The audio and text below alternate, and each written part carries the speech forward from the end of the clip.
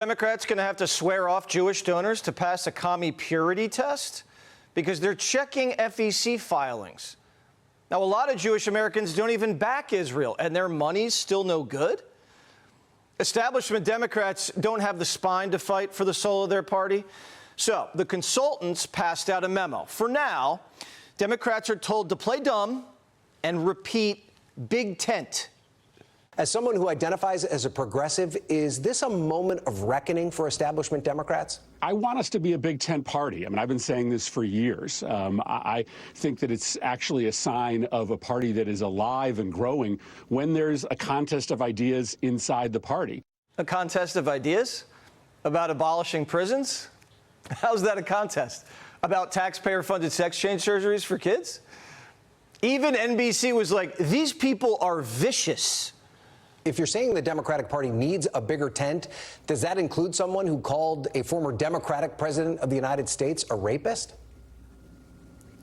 Yeah, well, I mean, I'm not super familiar with that race. Big tent, play dumb. Repeat. Chevalier even said she wiped her hands on the American flag like a napkin. Is she sorry?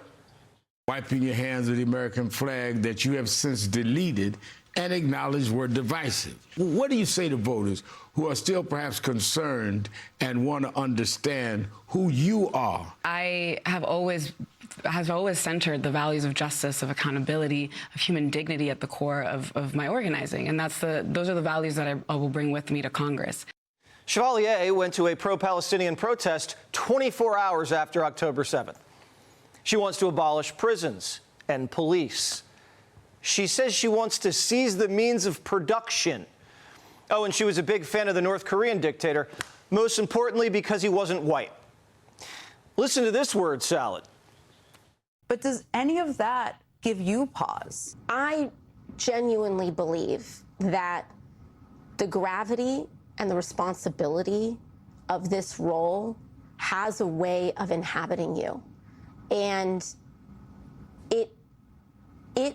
I genuinely believe that we have to give people the opportunity to occupy their beliefs within the gravity of becoming a duly elected member of Congress. Translation, the commies will grow up once they're sworn in. Did Omar? Did Crockett? Did Cori Bush? No. Fetterman, he's seen enough. He called Chevalier a deeply disturbed individual. The Cajun wants to bounce her straight out of the tent. I don't have anything in common with Ms. Chevalier, and I really don't want to be in the same party she's in. I just can't see how she can be part of the same coalition that we're all part of. And I understand that, you know, in a coalition, you have to have a lot of slack in your line because not everybody's going to agree with me. But this is just, as they would say, this is a bridge too far.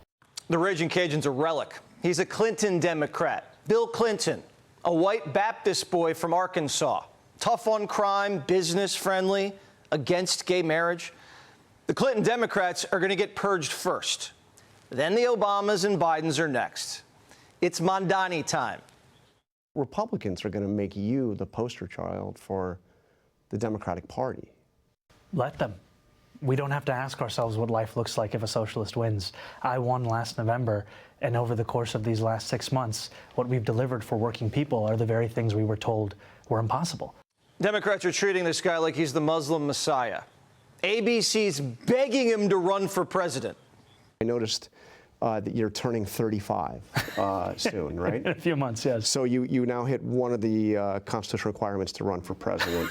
But there's another one that says you have to be a natural-born citizen. You were not born here. Yes. But do you think that's something that should be changed in the Constitution? It would take an amendment, but do you think that we should change that? No. No? I think the Constitution looks good the way it is. Just the way it is. Just the way it is. ABC would rather have a president born in Uganda than one born in Queens.